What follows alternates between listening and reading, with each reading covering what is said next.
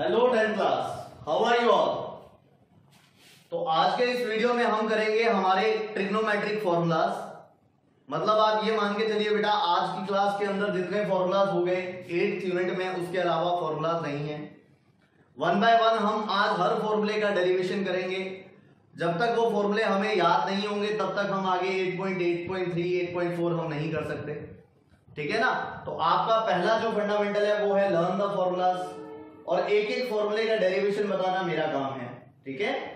तो आज का जो टॉपिक है 8.2 में वो होता है trigonometric ratio when angle is between 0 degree to 90 degree. और ये नहीं है कि 0 डिग्री से 90 डिग्री तक सभी एंगल्स की वैल्यू आपको कैलकुलेट करनी है। सिर्फ कौन से एंगल, कुछ स्पेसिफिक एंगल्स हैं जो सबसे ज्यादा यूज होते हैं। वो एंगल है 0 degree, 30 degree, 45 degree, 60 degree and 90 degree. इन पांचों के लिए ही हमें वैल्यूज कैलकुलेट करनी है, बाकियों के लिए नहीं, ठीक है ना। तो हम sign, cos, tan, cot, sec, cosec सभी के लिए वैल्यू कैलकुलेट करेंगे, लेकिन डेरिवेशन करेंगे सिर्फ साइन और कॉस का। मतलब पांचों एंगल्स के लिए साइन की वैल्यू और पांचों एंगल्स के लिए कॉस की वैल्यू, इनका डेरिवेशन मैं आपको करवाता हूं। बाकी का जितना भी करेंगे वो करेंगे हम कल वाले फॉर्मूलाज के थ्रू, जो कि हमने रेशियो से फाइंड किए थे, ठीक है ना। तो चलिए शुरू करते हैं आज का काम। Angle is 30 degree and 60 degree. तो बेटा मुझे ये बताइए, ऐसा कौन सा ट्राइंगल है जिसके अंदर 60 डिग्री का एंगल कंफर्म होता है। ऐसा ट्राइंगल है इक्विलेटरल ट्राइंगल। तो आपका काम है सबसे पहले यहां पर इक्विलेटरल ट्राइंगल बना लीजिए। ये लीजिए बेटा, this is an equilateral triangle से ABC। और इस इक्विलेटरल ट्राइंगल की जो साइड है वो आप लेट कर लो, दैट इज 2x। कुछ भी कर सकते हो, वट एवर यू वॉन्ट, 1 भी कर सकते हो, 3 भी कर सकते हो, लेकिन इससे थोड़ा इजी हो जाएगा इसलिए मैंने 2x लेट किया। ओनली 2 भी कर सकते हो, उससे भी इजी रहेगा, कोई दिक्कत नहीं। अच्छा, यहां पर इक्विलेटरल ट्राइंगल है तो मतलब ये वाली जो साइड है ये भी कितनी हो जाएगी, दिस विल ऑल्सो 2x। इसी तरह से अगर मैं ये वाली जो साइड है वो कैलकुलेट करूंगा तो वो भी साइड कितनी होगी, दैट इज ऑल्सो 2x। तो मैंने क्या किया बेटा, तीनों के तीनों जो साइड्स हैं वो कैलकुलेट कर लिए। समझ आई बात। इक्विलेटरल ट्राइंगल में जो ये वाला एंगल है वो 60 डिग्री का है, जो ये वाला एंगल है वो भी 60 डिग्री का है। रही बात 30 डिग्री की, तो बेटा ऊपर वाला भी 60 का होता है। अगर मैं यहां से इस पर एल्टीट्यूड ड्रॉ करता हूं, ये लीजिए, यहां पर मैंने एल्टीट्यूड ड्रॉ कर दिया, ये पॉइंट को मैंने नाम दिया D, ठीक है बेटा, इसको दिया D। तो अब आप मुझे बताइए कि क्या ये एंगल 30-30 के नहीं हो गए, सही है, हो गए 30-30 के। और ये राइट ट्राइंगल भी बन गया। राइट ट्राइंगल बनाना जरूरी था बेटा मेरे लिए, बिकॉज मुझे पता है ट्रिग्नोमेट्रिक रेशियोज किस कौन से ट्राइंगल पर अप्लाई होते हैं, हमेशा राइट ट्राइंगल पर अप्लाई होते हैं। और रही बात इस साइड की, तो ये कंप्लीट 2x थी, तो जैसे ही मैंने एल्टीट्यूड ड्रॉ किया ये वाली जो साइड है वो x हो जाएगी और ये वाली भी क्या हो जाएगी, x। दोनों की दोनों x हो जाएंगी। समझ आई बात। फिर अपने क्या करते हैं, ये वाला ट्राइंगल लेता हूं बेटा। देखो मेरे पास हाइपोटेन्यूस है, मेरे पास बेस है, मेरे पास एल्टीट्यूड नहीं है, तो मैं यहां पर लिखता हूं फ्रॉम ट्राइंगल ABD। इस ट्राइंगल में मैं पाइथागोरस थ्योरम अगर अप्लाई करूं तो उसके अकॉर्डिंग यहां आ जाएगा hypotenuse square equal to BD square plus AD square. ये मैंने पाइथागोरस थ्योरम अप्लाई कर दी। वैल्यू पुट करो बेटा, AB की वैल्यू 2x है स्क्वायर इक्वल टू BD की जो वैल्यू है वो x है, so x square plus AD as it is रहेगा, ये लीजिए। फिर हम क्या करें, सॉल्व करेंगे तो ये तो बन जाएगा 4x स्क्वायर, ये बन जाएगा x स्क्वायर, ये बन जाएगा प्लस AD स्क्वायर। डन। यहां से मुझे AD स्क्वायर की वैल्यू कैलकुलेट करनी है, जो कि आएगी 4x square minus x square, फिर यहां से A D square is equal to आ जाएगा बेटा 3x square, then we find the value of A D which is equal to √3x। आई बात समझ? तो मतलब ये वाला जो एल्टीट्यूड है दैट इज √3x, ये वाला एल्टीट्यूड। समझ आई बात? तो अब मैं वैल्यू फाइंड करके दिखाता हूं बेटा आपको। देखिए सबसे पहले मैं बात करता हूं साइन 60 डिग्री। 60 डिग्री का मतलब एंगल कौन सा है? ये वाला, ठीक है। तो इधर वाले ट्रायंगल में गौर कीजिएगा बेटा। Sine 60 degree is equal to, कल का फॉर्मूला क्या था? PBPHHB के अकॉर्डिंग फॉर्मूला था परपेंडिकुलर ओवर हाइपोटेनियस। तो देखो जो एंगल है एंगल के सामने परपेंडिकुलर, मतलब इसका परपेंडिकुलर हो गया AD, और जो हाइपोटेनियस है वो हो गया AB। ये लीजिए AD/AB। समझ आई बात? यहां पर AD की जो वैल्यू है वो कितनी है? √3x। AB की जो वैल्यू है वो कितनी है? 2x। यहां पर x से x कैंसिल, कितना बचा? √3/2 बच गया। समझ आ गया होगा बेटा? यानी कि साइन 60 की वैल्यू कितनी होती है? √3/2।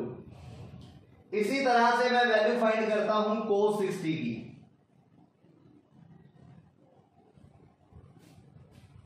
ठीक है ना? cos 60 की वैल्यू, एंगल यही वाला है बेटा, बेस हो गया ये और हाइपोटेनियस हो गया ये, क्योंकि फॉर्मूला होता है base upon hypotenuse. So base is BD, hypotenuse is AB। Put करो बेटा वैल्यू, यहां पे BD की वैल्यू कितनी है? ये x, सो BD की जगह पर आएगा x। AB की वैल्यू कितनी है? 2x। x से x कैंसिल हो गया, क्या बचा? Result will be 1/2। किसी को किसी तरह की कोई दिक्कत लगे तो मुझे बता देना।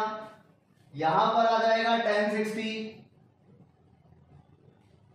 tan 60 आएगा बेटा परपेंडिकुलर ओवर बेस, यही होता है।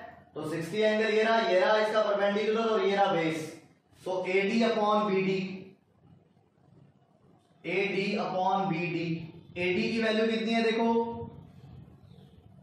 ये रहा AD की वैल्यू है बेटा √3x, और BD की वैल्यू कितनी है? Only x। सो x से x कैंसिल, क्या बचा? √3। समझ आई बात? This is the tan 60। फिर इसके बाद बात आती है बेटा cot 60 की। चाहो तो आप इसी तरह से फॉर्मूला लगा के कर लो, या फिर मैंने आपको ये बोला हुआ है कि cot 60 इसका रेसिप्रोकल होता है, तो आप क्या करोगे? √3 का रेसिप्रोकल करोगे, 1/√3 आएगा, या फिर आप उल्टा कर सकते हो BD/AD as your wish. So cot 60 is equal to BD/AD। BD की वैल्यू x है और इसकी वैल्यू √3x है, देन वैल्यू विल बी 1/√3। ये लीजिए। फिर इसके बाद बारी आती है sec 60 की। sec 60 किसका रेसिप्रोकल होता है बेटा? cos का, सही है। तो cos में था BD/AB, तो यहां आ जाएगा AB/BD। AB/BD। AB की वैल्यू कितनी है? AB की वैल्यू है 2x, अपॉन BD की वैल्यू कितनी है? x, और वैल्यू आ जाएगी 2। तो sec 60 इज इक्वल टू 2। समझ आई बात? फिर इसी तरह से cosec 60 की बात करता हूं। cosec 60 इज इक्वल टू किसका रेसिप्रोकल? साइन का। तो इसका रेसिप्रोकल करोगे बेटा AB/ कितना? AD आ जाएगा। ये लीजिए बेटा AB/AD, मतलब AB की वैल्यू कितनी थी? 2x, AD की value √3x, then value of this is 2/√3। तो ये तो रही बात बेटा 60 डिग्री के एंगल के लिए। समझ आई बात? अच्छा, इस ट्रायंगल में और कौन सा एंगल बन रहा था? 30 डिग्री का। तो यहां पर मैं 30 डिग्री की वैल्यू फाइंड करता हूं। बताइए sin 30 की बात करता हूं बेटा पहले। sin 30 एंगल कौन सा हुआ? ये वाला। तो मतलब अब की बार परपेंडिकुलर ये है, जो मैंने आपको बोला ही था कि एंगल के सामने परपेंडिकुलर होता है। तो इस ट्रायंगल में 30 के सामने परपेंडिकुलर है। समझ आई बात? तो परपेंडिकुलर हो गया BD और हाइपोटेनियस सेम है AB, तो यहां आप लिखोगे BD अपॉन AB। क्लियर? तो BD की वैल्यू वहां से देख लीजिएगा आप, x है देखो इतनी वैल्यू, और AB की वैल्यू 2x है, so x upon 2x, x is cancel from x, resulting value is 1 upon 2। Clear? इसी तरह से जब आप वैल्यू फाइंड करोगे cos 30 की, cos 30 is equal to again formula base upon hypotenuse. तो बेटा बेस अपॉन हाइपोटेनियस के अकॉर्डिंग अगर एंगल 30 ले रखा है तो परपेंडिकुलर ये, हाइपोटेनियस ये, और बेस हो जाएगा ये वाला, सही है ना? तो मतलब बेस अपॉन हाइपोटेनियस मतलब AD अपॉन AB, कितना? AD की वैल्यू देखिएगा, AD की वैल्यू है √3x, तो यहां आएगा √3x upon 2x, x is cancel from x, resulting value will be √3/2। तो cos 30 की जो वैल्यू है वो √3/2 होती है। समझ आया? फिर अपने करते हैं इसी को tan 30 के लिए, परपेंडिकुलर ओवर बेस। तो देखो बेटा परपेंडिकुलर ये रहा, बेस ये रहा, तो BD अपॉन AD आ जाएगा।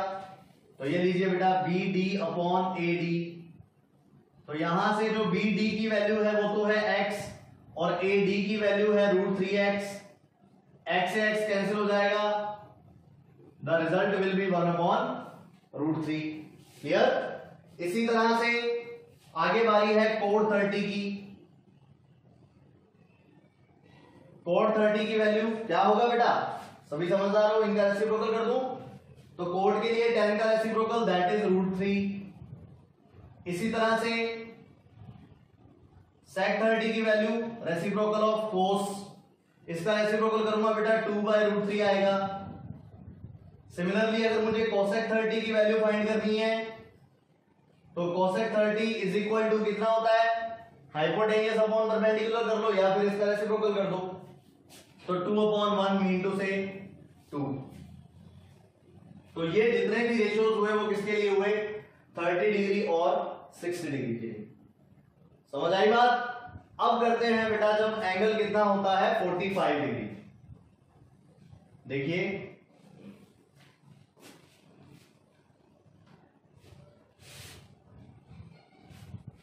when angle is 45 डिग्री, तो बताओ बेटा ऐसा ट्राइंगल जिसके अंदर एंगल 45 डिग्री का होता है हमेशा, किसको? Isosceles right triangle. Clear? Isosceles right triangle मतलब कि अगर ये ट्राइंगल है आपके पास इस तरह से, ये लीजिए अगर ये ट्राइंगल है आपके पास, ये 90 डिग्री का है, इसकी जो ये वाली साइड है वो इसके इक्वल है, देन ये वाले एंगल ऑटोमेटिकली कितने डिग्री के होंगे? 45 और 45। ठीक है बेटा? ये दोनों एंगल अपने आप ही 40-45 के हो जाएंगे।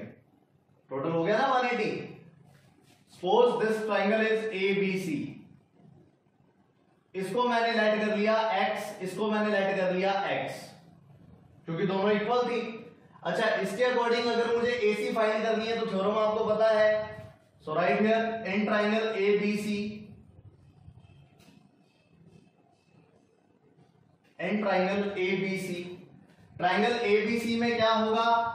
ट्राइंगल ABC में अपने पास आ जाएगा बेटा AC² is equal to AB² plus BC²। Direct करूंगा बेटा मैं इसको, थोड़ा ध्यान से देख लीजिएगा आप लोग। AC का मतलब हमें नहीं पता, वैल्यू फाइंड करनी है।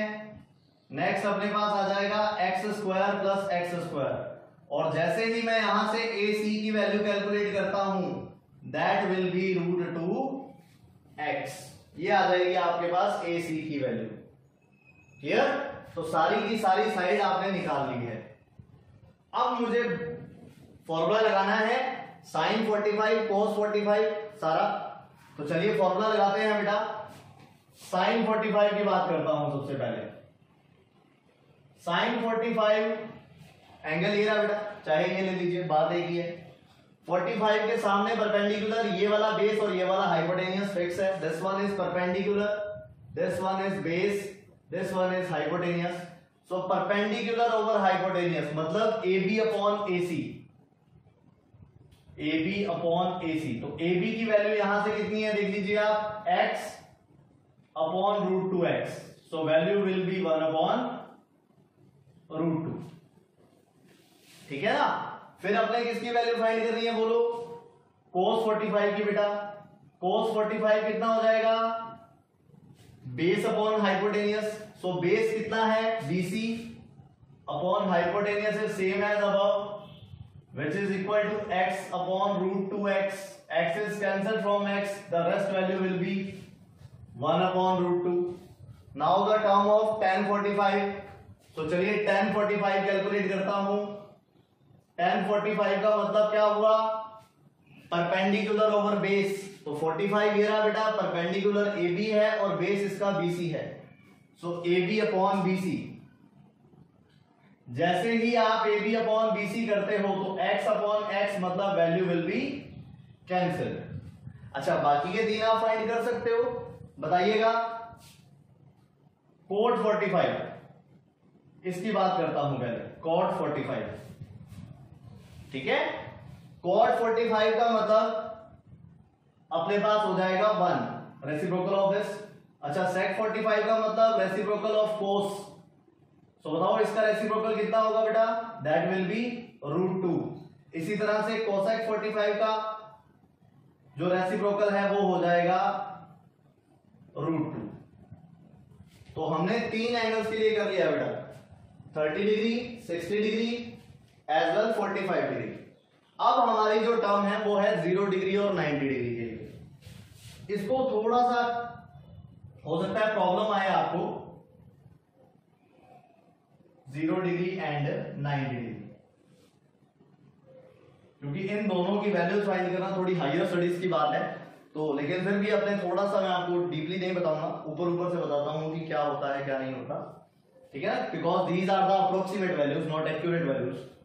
देखिए सपोज यहां पर कोई ट्राइंगल है, ध्यान से समझिएगा बेटा, ये ट्राइंगल है, जो ये वाला एंगल है वो अप्रोक्सीमेटली 0 डिग्री के इक्वल है। अप्रोक्सीमेटली का मतलब 0 डिग्री नहीं है, लेकिन 0 डिग्री के लगभग इक्वल है। तो मैंने सेट कर लिया कि ये 0 डिग्री ही है, मतलब इतना छोटा एंगल है ये कि अपने इसको 0 ले सकते हैं। ये वाला एंगल एज वेल 90 डिग्री का है ही, ठीक है। और जो ये ऊपर वाला एंगल है, देखो बेटा अब ये 0 डिग्री है, सॉरी ये 0 डिग्री है, ये 90 डिग्री है, तो ये भी कितने डिग्री का होगा, अप्रोक्सीमेटली 90 डिग्री का। दिस विल आल्सो अप्रोक्सीमेट, ये भी अप्रोक्सीमेट है और ये भी अप्रोक्सीमेट है, ये वाला एक्यूरेट है, ठीक है ना। तो जो भी इनकी वैल्यूज आएंगी वो भी अप्रोक्सीमेट वैल्यूज होती है, लेकिन उनके अलावा कोई वैल्यू फाइंड नहीं हो सकती, इसके लिए अपने उसको यूज कर लेते हैं। क्लियर है ना। तो चलो करते हैं अपने इसको, किस तरह से करोगे। अच्छा जब ये वाला 0 डिग्री है बेटा, तो ये वाली जो साइड है वो भी क्या होगी, 0 डिग्री। भाई सिंपल सी बात है, जितना ये ओपन होगा सामने वाली जो साइड है वो उतनी ही बड़ी होगी। और मैं कह रहा हूं कि ये 0 है, तो मतलब सामने साइड बनेगी नहीं, इसका मतलब ये जो है वो अप्रोक्सीमेटली 0 हो गया, ठीक है। चलिए वैल्यू फाइंड करता हूं बेटा, साइन 0, एंगल ले रहा हूं 0 डिग्री, मतलब इसके सामने परपेंडिकुलर ये वाला हाइपोटेनियस।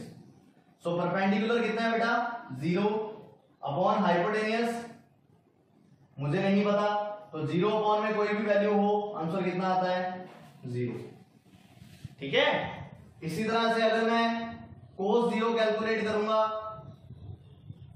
cos 0 का क्या मतलब हुआ, बेस अपॉन हाइपोटेनियस। तो इस ट्रायंगल के अकॉर्डिंग नीचे वाला बेस हो गया, ऊपर वाला हाइपोटेनियस हो गया। लेकिन जब ये वाला एंगल 0 डिग्री है तो मतलब ये दोनों साइडें अप्रोक्सीमेटली इक्वल होंगी। तो जब ये दोनों साइडें इक्वल है तो आप लिखोगे सपोज ये ट्रायंगल है ए बी सी, दोनों साइड इक्वल है, इक्वल है तो मतलब आप लिखोगे A B upon A C which is equal to 1 because they are equal, ठीक है ना।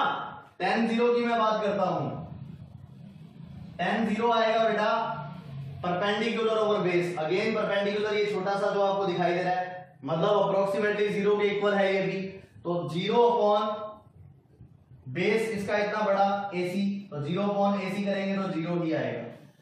एज यू नो बाकी वैल्यूज में कोई दिक्कत है ही नहीं, कोड 0 की वैल्यू फाइंड करनी है। तो आप लोग ध्यान रखिएगा बेटा, tan 0 का रेसिप्रोकल एक तरह से 0 का रेसिप्रोकल, तो 0 का जो रेसिप्रोकल होता है that is infinity, that is infinity. इसको अनडिफाइंड भी बोल देते हैं, क्या बोलते हैं? अनडिफाइंड। क्लियर? चलिए आगे। फिर इसके बाद sec 0 की बात करता हूं। sec 0 किसका रेसिप्रोकल होता है? cos 0 का, मतलब cos 0 का आप रेसिप्रोकल करेंगे 1 का रेसिप्रोकल है 1 आएगा, तो यहां पर क्या आ जाएगा? 1। ठीक है। इसी तरह से यहां पे अगर मैं बात करूं cosec 0 की, cosec 0 की जो वैल्यू है that will be reciprocal of 0, मतलब again infinity. This is the symbol of infinity. Okay, 90 पे चलते हैं बेटा। ये लीजिए यहां पर मैं 90 बना देता हूं, sin 90। हाँ जी बेटा, मैंने आपको बोला था ये तो कन्फर्म 90 का है ही, अप्रोक्सीमेट एंगल ऊपर वाला है, ये 90 हो गया। क्या लिखोगे? परपेंडिकुलर, मतलब परपेंडिकुलर कितना हो गया? AC अपॉन ये वाला जो बेस है इसका हाइपोटेन्यूज है, सॉरी सही है ना, इसके सामने ये परपेंडिकुलर हो गया, ये वाला इसका हाइपोटेन्यूज हो गया। क्लियर होगी बात? तो AC upon AB that is equal to 1। इसी तरह से cos 90 की जो वैल्यू फाइंड करोगे, cos 90 बेस अपॉन हाइपोटेन्यूज, तो बेटा 90 के हिसाब से बेस ये वाला हो गया देखो, और हाइपोटेन्यूज ये वाला हो गया पूरा, तो ये 0 है और इसके अपॉन में कोई भी वैल्यू आए 0 आएगा। इसी तरह से tan 90 की मैं बात करूं, क्या आएगा बेटा? बेस अपॉन परपेंडिकुलर, तो उसके हिसाब से, सॉरी परपेंडिकुलर ओवर बेस, तो उसके हिसाब से ये परपेंडिकुलर है और ये वाला बेस है, तो मतलब नीचे फिर से 0 आएगा, नीचे 0 आएगा तो मतलब वैल्यू इंफिनिटी। और बाकी क्या आप फाइंड कर सकते हो?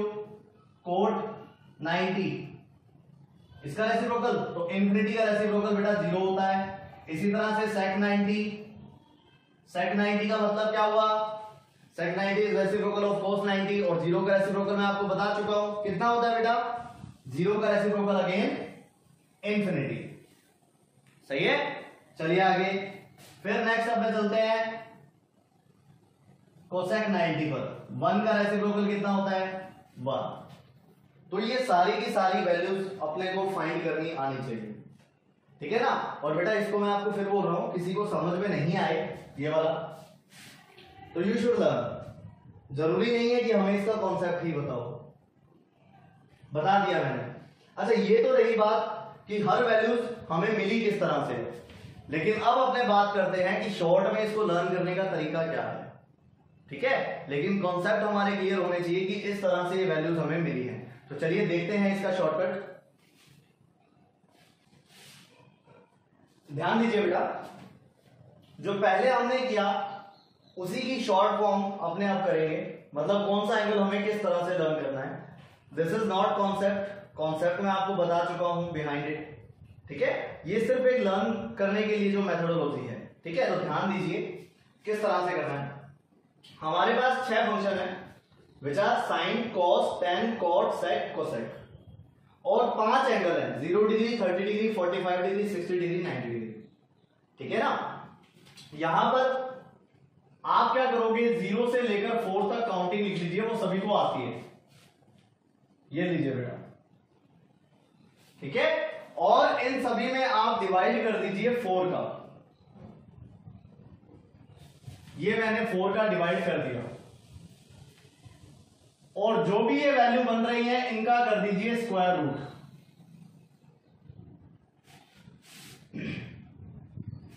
ये लीजिए बेटा, इनका मैंने क्या कर दिया, स्क्वायर रूट हो गया। अब आप 1 बाय 1 वैल्यू लिखते जाइए। देखिए 0.40 और 0 का रूट करेंगे तो आंसर आएगा 0, तो साइन 0 डिग्री की वैल्यू 0 होती है। क्लियर। इसी तरह से 1 का रूट 1, 4 का root 2, this will be 1/2। Fine. Next 2/4 cancel करोगे 1/2 आएगा, और 1/2 का रूट करेंगे तो कितना आ जाएगा, 1/√2। समझ गए। नेक्स्ट 3 का रूट करेंगे रूट 3 आएगा, और 4 का रूट करेंगे तो 2 आएगा। क्लियर। इसी तरह से 4 से 4 कैंसिल होगा, क्या बचेगा? That is 1। क्लियर है बेटा? कोई डाउट तो नहीं है? सारे की सारी वैल्यूज। अब आगे देखिए, बहुत ही इजी है बेटा, कॉस की वैल्यू निकालनी है।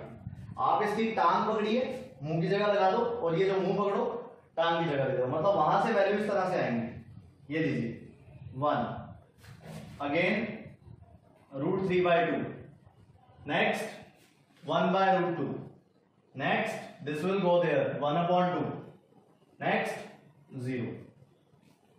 ये जो वैल्यूज है वो किसकी हैं? कोस की।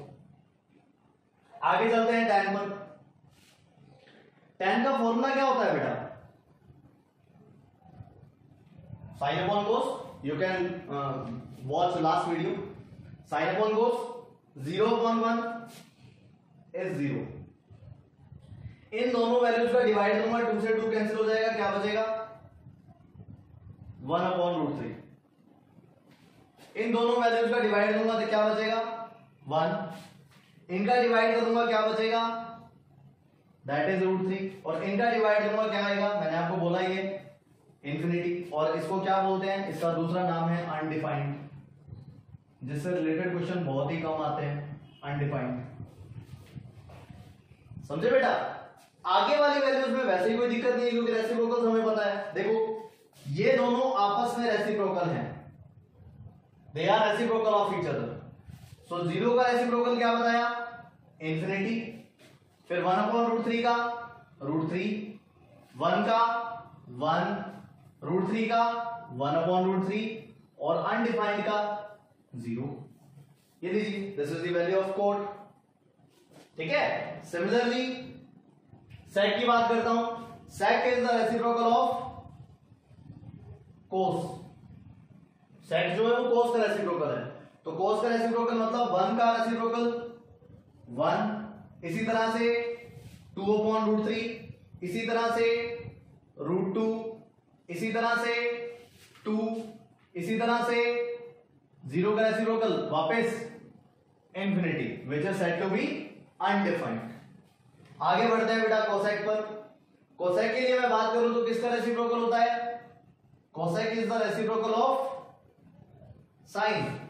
तो यहां देखो बेटा, 0 का रेसिप्रोकल इंफिनिटी, अगेन 1/2 का 2, नेक्स्ट √2, नेक्स्ट 2/√3, नेक्स्ट 1 का रेसिप्रोकल 1। सही है बेटा? तो इस तरह से आप ये वैल्यूज लर्न कर सकते हैं।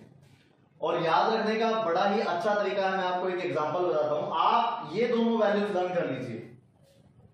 अब जैसे मुझे tan 60 की वैल्यू निकालनी है, और मैंने आपको बोला कि साइन और कोस की वैल्यूज आप फाइंड कर लीजिए या लर्न कर लीजिए। मुझे tan 60 की वैल्यूज निकालनी है, फॉर्मूले हमें लर्न है, सही है ना? तो क्या होगा? tan 60 is equal to sin 60 upon cos 60। sin 60 की वैल्यू √3/2, cos 60 की value 1/2, 2 is cancelled from 2, the result will be √3। देख लीजिए, किसकी वैल्यू बोली थी मैंने? tan 60 की। tan 60 की वैल्यू कितनी है? √3। इस तरह से आप इसको कर सकते हैं, ठीक है ना? और कई बच्चे इसका रट्टा भी मार देते हैं, वेल एंड गुड। कुछ बच्चे ऐसे होते हैं जो पहले पेपर में जाएंगे एग्जाम में जाकर, और इसको पहले क्या करेंगे? लास्ट पेज पर छाप देंगे एज इट इज इस टेबल को, और फिर वहां से देख देख के वैल्यू पुट करते हैं। वो चीज सही नहीं है, ठीक है ना? तो बेटर है हमें फॉर्मूले लर्न करने हैं, और हमें ये टेबल डिराइव करनी आनी चाहिए, गुड, बट हमें ये टिप्स पर होनी चाहिए, ना कि हमें इसको देखना पड़े, ठीक है ना? तो 8.2 जो है वो ये सब कुछ है उस 8.2 के अंदर। कोई डाउट हो तो नीचे कमेंट सेक्शन में कमेंट कर दीजिएगा, मैं बता दूंगा आपको, ठीक है? चलिए अगला क्वेश्चन, अगला जो अपना 8.3 है वो स्टार्ट करते हैं। तो 8.3 में बेटा आप क्या पढ़ोगे? 8.3 is about trigonometric ratios of complementary angles. किसके बारे में है वो? कॉम्प्लीमेंट्री एंगल्स के बारे में। और कॉम्प्लीमेंट्री एंगल्स आप सभी को पता है क्या होता है? दो एंगल्स कॉम्प्लीमेंट्री होते हैं अगर उनका जो सम है वो 90 डिग्री होता है। तो मतलब कुल मिलाकर 6 ही फॉर्मूले हैं इसके अंदर। देखिए वो भी किस तरह से हैं, डिस्क्राइब कर देता हूं मैं आपको। तो टॉपिक है हमारा trigonometric ratios of complementary angles. इस टॉपिक पर हमें डिस्कस करनी है, ठीक है ना। तो देखिए बेटा, ध्यान दीजिएगा, इस तरह से ये फॉर्मूले हैं। देखो आपके पास साइन थीटा है, ठीक है। तो अकॉर्डिंग टू कॉम्प्लीमेंट्री रेशियोज मैं इसको ऐसे लिख सकता हूं, कोस 90 माइनस थीटा। और किसी को अगर इसको समझना है तो इस तरह से समझिए, टेबल हम कर चुके हैं, तो उस टेबल के अंदर साइन 30 की जो वैल्यू है दैट वैल्यू इज 1/2, और जो cos 60 की वैल्यू है दैट इज 1/2। तो आप ये बताइए, क्या इस cos 60 को ऐसे नहीं लिखा जा सकता, cos 90 minus 30, these both angles are same, सही है ना, और ये दोनों इक्वल हो गए, समझ रहे हो।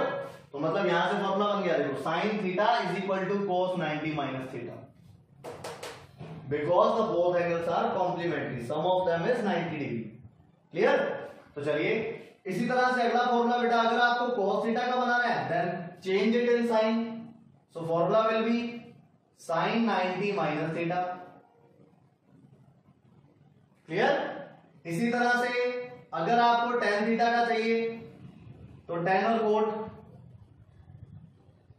cot 90 माइनस थीटा, अगर आपको cot थीटा का चाहिए तो cot theta is equal to tan 90 minus theta, ठीक है। इसी तरह से अगर आपको sec थीटा का चाहिए तो क्या होगा, cosec 90 माइनस थीटा, और इसी तरह से अगर आपको cosec थीटा का चाहिए then the formula will be sec 90 minus theta.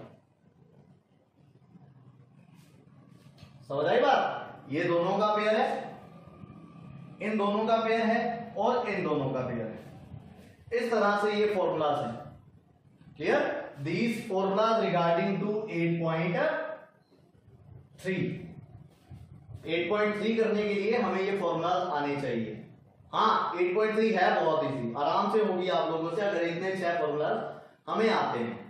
Last and most important, जो कि आपको तब तक काम आएगी जब तक आप मैथ से रिलेट रहेंगे, as well in teaching, as well in your engineering, as well in something else, तो सब किसी में काम आएगी। जो नेक्स्ट टॉपिक हमारा है, which is most important topic, the topic is trigonometric identities.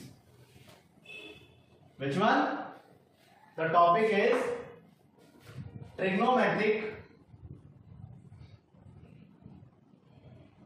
Identities. बड़े ही अच्छे से याद करना है इन्हें, और बहुत ही अच्छे से आपको इसको समझना है कि ये डिराइव कैसे हुई है, ठीक है ना। जो 10th क्लास है उसमें सिर्फ फॉर्मूला लर्न करना काम आ जाएगा, ठीक है, लेकिन फर्दर वो काम नहीं आएगा। आपको पता होना चाहिए कि how we can derive these identities. तो हमारे पास 3 आइडेंटिटीज हैं, लुक एट द बोर्ड। पहला देखिए बेटा, बड़ा ही सिंपल है, कोई मुश्किल नहीं है। यहां पर हमारे पास एक राइट ट्रायंगल है, से ABC। इसमें जो ये वाला एंगल है वो 90 डिग्री का है, और ये वाला एक एंगल है जो हमें गिवन है। तो इसके अकॉर्डिंग ये वाला परपेंडिकुलर हो गया, ये बेस हो गया, और 90 के अपोजिट क्या होता है, हाइपोटेन्यूज, ठीक है ना। तो सबसे फेवरेबल थ्योरम जो है वो कौन सी है बताइए, by which theorem, excellent, by Pythagoras theorem. क्योंकि राइट ट्रायंगल पर कौन सी थ्योरम लगेगी, पाइथागोरस थ्योरम लगेगी, ठीक है। तो अप्लाई करता हूं बेटा मैं इस पर पाइथागोरस थ्योरम। पाइथागोरस थ्योरम को अप्लाई करने के लिए हम करते हैं AC² is equal to AB² plus BC²। ये मैंने अप्लाई कर दी बेटा पाइथागोरस थ्योरम। अब आप लोगों को क्या करना है, इस इक्वेशन फर्स्ट में 1 बाय 1 सभी साइड्स का डिवाइड लेना है, ठीक है। तो देखिए, divide equation first by A C square. सबसे पहले ए सी स्क्वायर का डिवाइड करता हूं। जैसे ही मैं डिवाइड करूंगा, this become A C upon A C square is equal to A B upon A C square plus B C upon A C square. इस तरह से होगा ये, ठीक है। This one is equation second. कोई डाउट? ठीक है। अब आप थोड़ा आइए बेटा, उन्हीं फॉर्मूलाज पर जो रेशियोज हम लेके चले थे, ये तो चलो कैंसिल हो गया। 1 का स्क्वायर कितना होता है? 1 equal to A B upon A C की बात करता हूं। ये परपेंडिकुलर है, ये हाइपोटेनियस है, सही है। तो परपेंडिकुलर अपॉन हाइपोटेनियस, ऐसा ही है ना, ये परपेंडिकुलर अपॉन हाइपोटेनियस। सोचो फॉर्मूला किसका था? ये फॉर्मूला था साइन थीटा का। तो यहां आप लिखोगे sine theta square plus, okay. अच्छा, फिर यहां पे बीसी अपॉन एसी। बीसी क्या है बेटा इसके अकॉर्डिंग? बेस। और एसी क्या है इसके according? Hypotenuse. So base upon hypotenuse किसका फॉर्मूला था? कॉस थीटा का। तो आप इसकी जगह पर लिखोगे कॉस थीटा और ऊपर क्या आएगा? स्क्वायर। क्लियर? यहां पर आप लोग क्या करोगे? अब इसको बेटा ऐसा लिखा जाता है साइन स्क्वायर थीटा, लेकिन इसका मतलब ये नहीं है कि थीटा अलग है, सिर्फ इसको रिप्रेजेंट करने का तरीका है, ठीक है। प्लस उसे क्या लिखा जाएगा? Cos square theta equal to 1। ये एक आइडेंटिटी है, दिस इज फर्स्ट आइडेंटिटी। समझ आई होगी बेटा सभी को। इसी तरह से divide equation first by A B square. अब की बार किससे डिवाइड कर दो?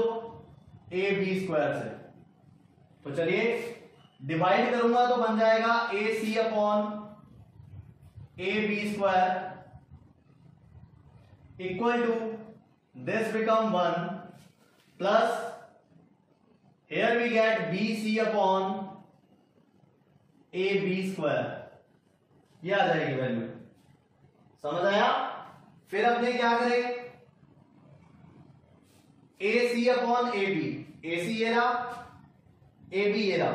तो AC हाइपोटेनियस है, AB परपेंडिकुलर है। तो hypotenuse upon perpendicular that is cosec theta. तो आप यहां पे लिखोगे कोसेक स्क्वायर थीटा, क्योंकि ऊपर स्क्वायर था, equal to 1 remain same plus, फिर इसके बाद BC अपॉन AB है। BC देखो बेटा कहां है? ये रहा BC विच इज बेस, और AB कहां है? ये रहा। तो base upon perpendicular which is equal to cot theta. तो आप यहां पर लिखोगे cot square theta. Any doubt? तो इस तरह से ये किया जाएगा। क्लियर है? This is second identity. चलिए थर्ड आइडेंटिटी करते हैं। थर्ड आइडेंटिटी सभी समझदार हो बेटा? किसका डिवाइड करना पड़ेगा? Divide equation first by last value we have BC square.